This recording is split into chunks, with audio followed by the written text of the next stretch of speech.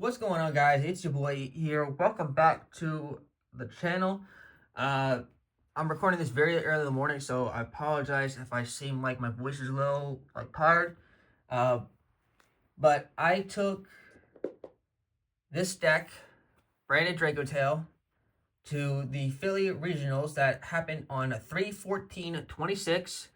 I'm currently recording this on.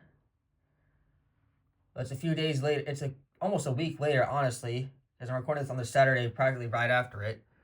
Uh, yeah, I just couldn't get to the recording of the deck beforehand because I was busy with work. But this is the exact list, card for card, that I played during that tournament. There was 558 players, 10 rounds of Swiss. I only made it to 8 of them because after that my brain got exhausted and yeah, I couldn't even see straight. My eyes were literally bloodshot. Uh, yeah. So, anyways, I'm gonna quickly tell you my record and what happened during the those 8 rounds, and then I'll get right into the deck that I took list. So first off, in round one, I faced up against Fiendsmith Yummy. I lost the dice roll. I won that game 2-0. Not even a competition. All I did was bounce back the Fiendsmith Lurie and the Gravity Controller when he had a on his first turn before he could even make the Fiendsmith combo. And yeah, that was it, because he normal summoned Lacrima. That's all I needed to see, because then he was trying to extend into the Yummy play. He was going to search Cupsy Yummy and then go from there. But I stopped him before you can make that. In round two was my first loss of the day. I faced against the mirror match, which is branded Dracotail, but he played more of a heavy branded engine. So he had stuff like opening, Cartesia, I mean not Cartesia, Quem. Obviously he played Cartesia, but he played Quem. He played Lubellion and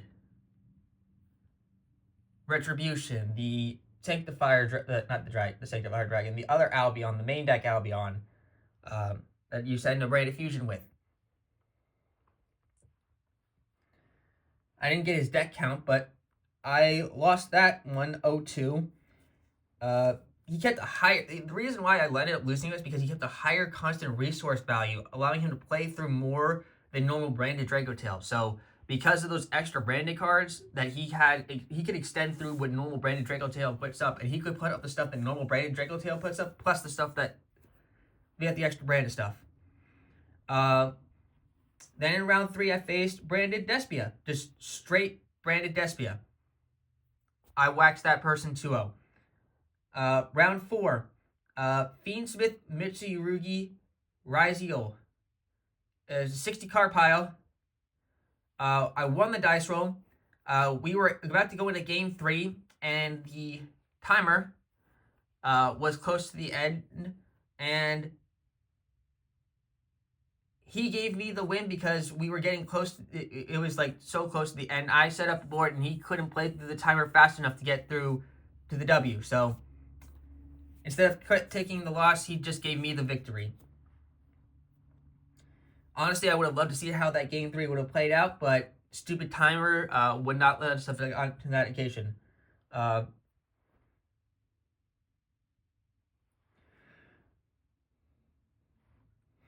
In round five, I faced against Exo Sisters.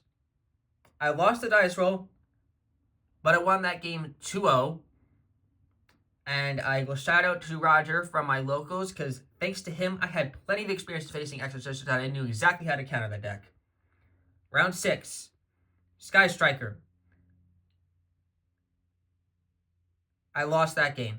It was in game three. Widow Anchor, I discovered, is an absolute huge problem against this deck. You have to hit linkage, and if they have more than one linkage, it is practically over with. And I trust me, I hit linkage with like the flame as many times as I possibly could. Sometimes they dodged it with droplet. Sometimes they had a second linkage in hand. Like, it was just so hard to hit what they were doing with Sky Striker deck. It is ridiculous. And the crazy thing is, I'm probably going to face more Sky Strikers now because of the Yu-Gi-Oh! Modern decks. Everyone now has access to Sky Strikers. And I mean including me too. I also got Sky Strikers now too. Doesn't mean I'm going to play it, but I have access to the deck too.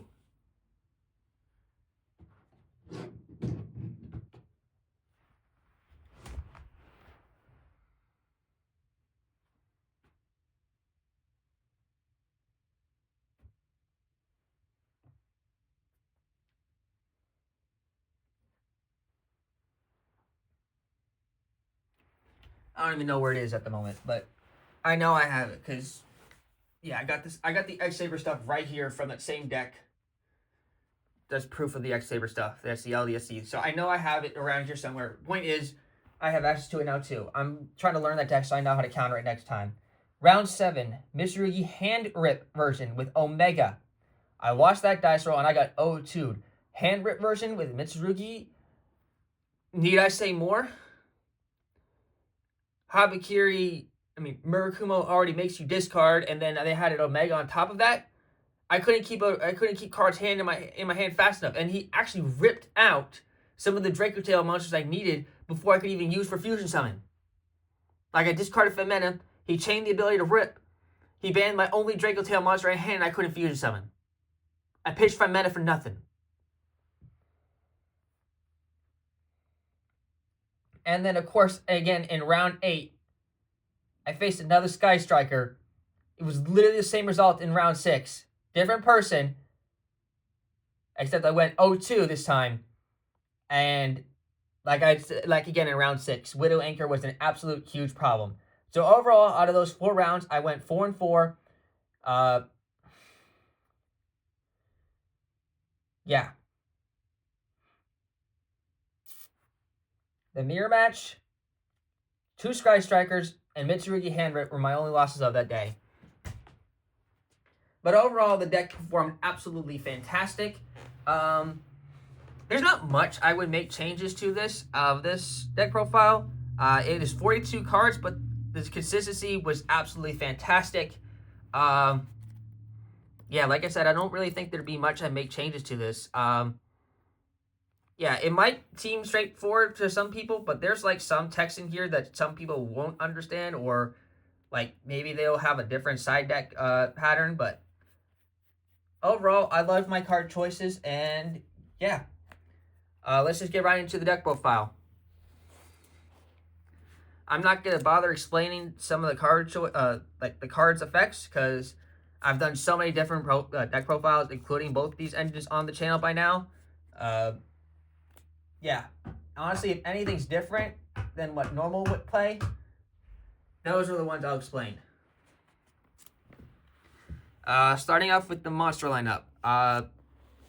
Should be pretty straightforward. 3 copies of Dracotail Lucius. Yeah, this is pretty standard. The Dracotail engine, I can't lie, is pretty standard. Yeah, 3 Lucius. 3 5 mana. 1 Frixel, 1 Malulu, 1 Pan, and then I guess the only thing that's different, as I upped my thing to 3 Arugula.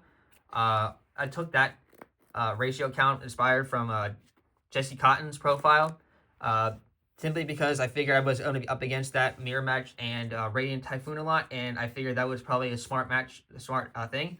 Funny thing is, I didn't face Radiant Typhoon all day, obviously, because you just heard my matchups.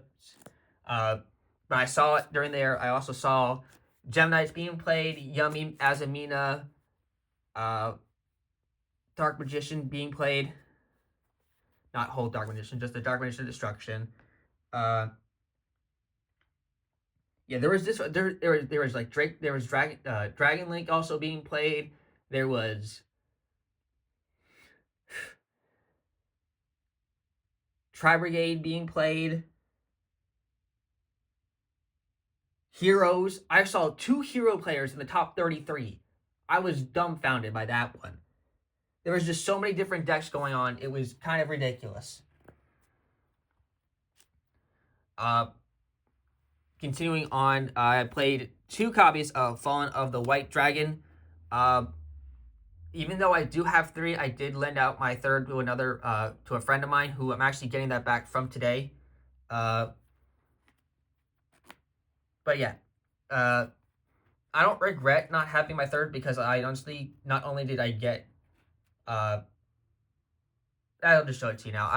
I got myself the new, well, not the new, myself a new copy of Albaz, which is the QCR alt-art version, which absolutely looks gas.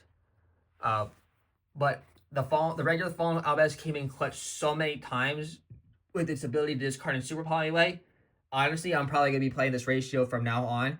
I know it kind of sucks not having access to Fallen of White off the rip, but Albaz just comes up so many times.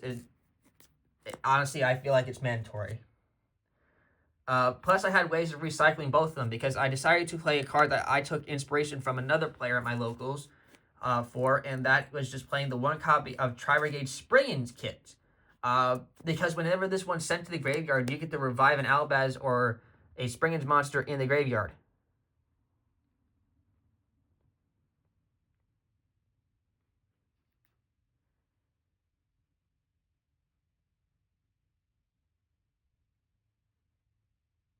Yeah, if this card is sent to the graveyard, you can special summon one of the following monsters from your graveyard in defense position, except Tri-Brigade Springins kit.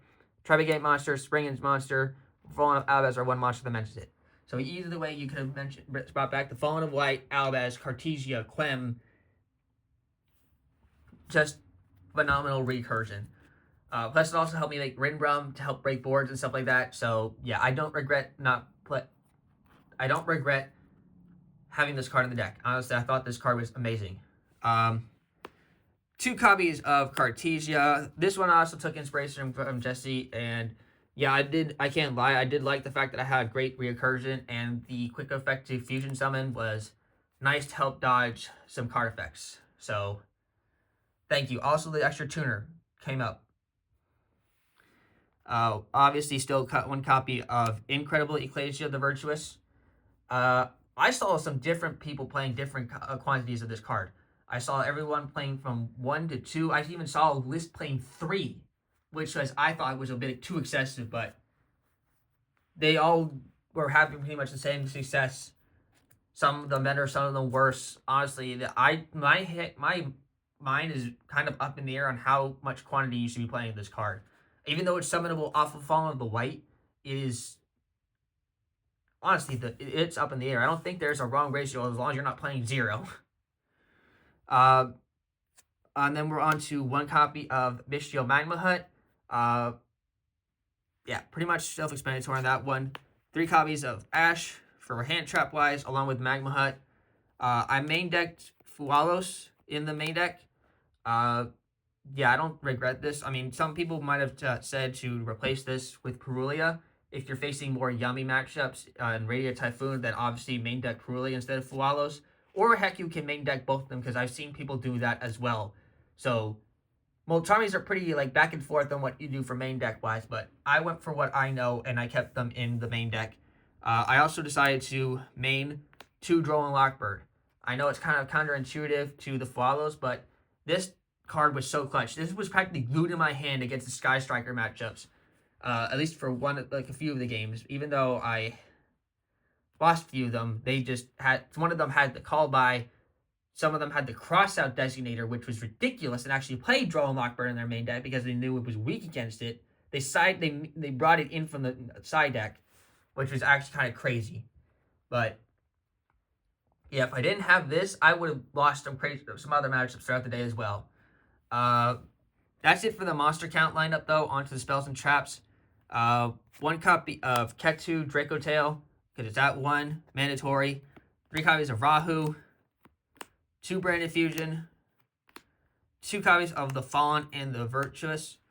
I would not change the ratios of the Fallen and Virtuous. I didn't miss a third, and honestly, I thought 2 was just more than enough. Yeah, being able to set this off of Albion is crazy. And honestly, if you manage your resources correctly, I knew that I wasn't going to need Fallen of the Virtuous to pass on the next turn, and I actually set Branded Fusion instead of the Fallen of the Virtuous, and that actually won me the game because I had enough of the extra extension. Because I knew he had set in the Fallen himself another copy of the Fallen of Virtuous in the mirror match, and I was like, okay, so if I use the Fallen of the Virtuous, he's just going to counter with his own Fallen of the Virtuous. So instead of that, I opted to set Branded Fusion instead. So that way I knew could play around. Not only did I not waste my Fallen of Virtuous, because he would have just countered with his own and then popped himself, and then he would have gotten the extra value out of the set. So instead, I made set Branded Fusion so I could use that, get myself better resources to help counter through that. And that was the winning matchup in some of the matchups. 3 Droplet, and this card was crazy too. Using it to send cards to target, like the other Dracotail cards, like Flame and Horn, Impermanence, being able to dodge that. Yeah. Honestly, Droplet was absolutely insane. And then obviously for the traps, just 1 copy of each of the Dracotail traps. 1 Sting, 1 Horn, 1 Flame. Going second, I side deck out these 2 and keep Flame in it. That's one tip for going there. You don't ever want to see how all 3 of them going second, but you need at least 1 of them for going into like grind matchups to recur stuff. And out of all of them, Flame is the most important. That's it for the main deck.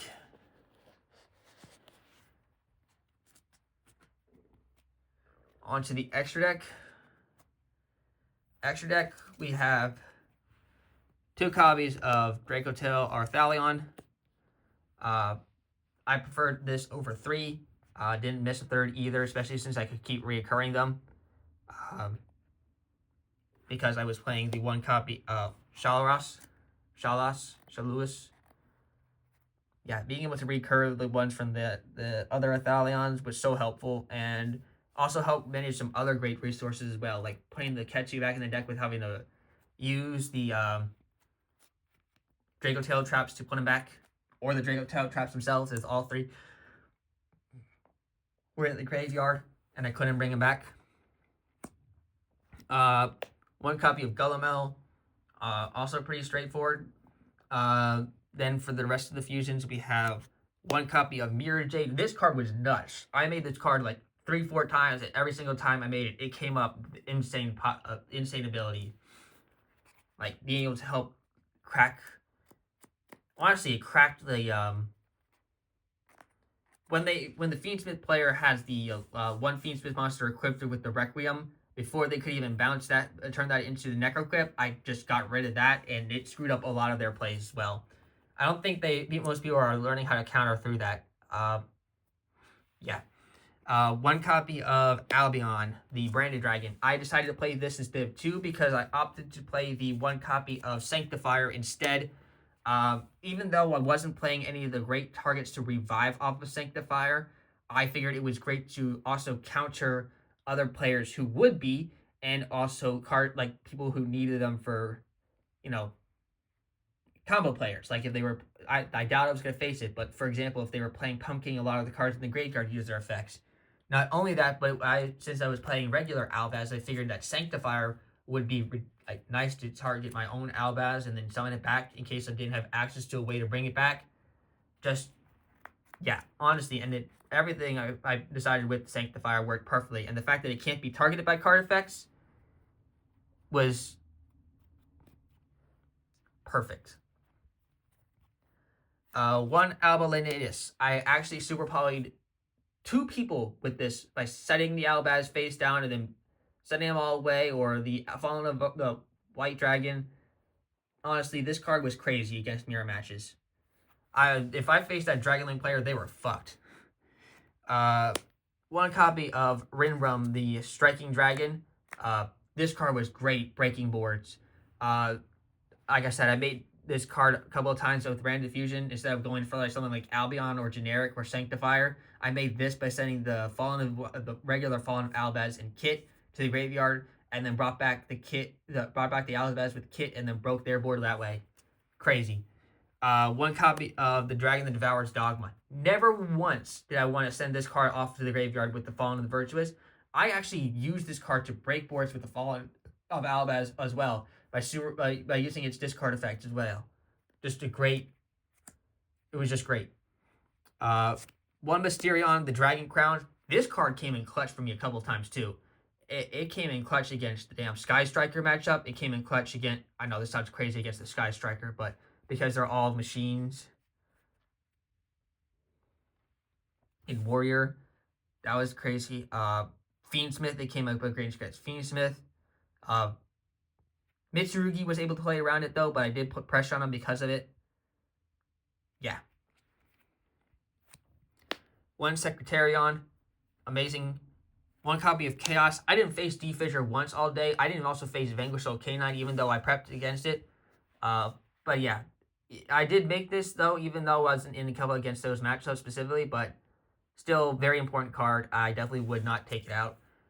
Then I have, of course, the one copy of Ecclesia. I actually synchro summoned this a lot more than I thought I was going to. And it was amazing, like being able to play around it. And the one card I actually didn't make at all during the tournament, I literally don't think I made this card one time, but I had it in there, which was SP Little Knight.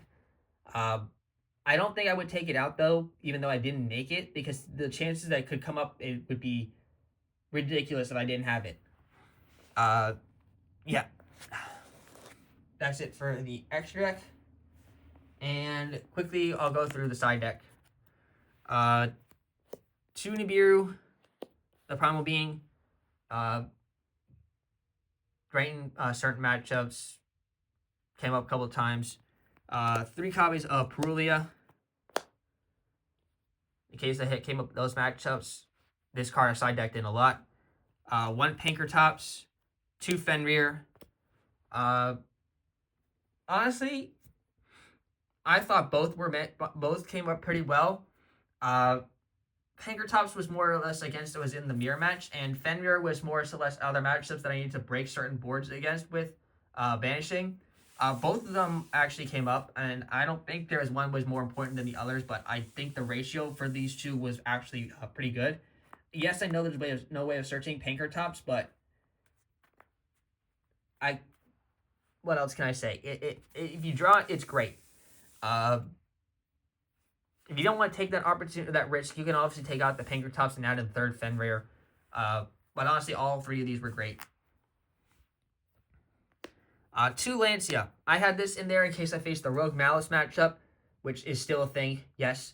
There's also Lunalight and Magistus. You can also discard this to stop the Magistus players from banishing with the Spenta from the graveyard, which came up a couple times as well. It also stops other players if I know that they're going to if they summon the 2 the Cartesia, the Ecclesia and the level 4 Fallen of White, then I know they're about to make the Synchro Ecclesia. I was going to discard the Lancia so they could stop that play. I could stop that play because they would have to obviously Ecclesia is banished for the rest of the special summon.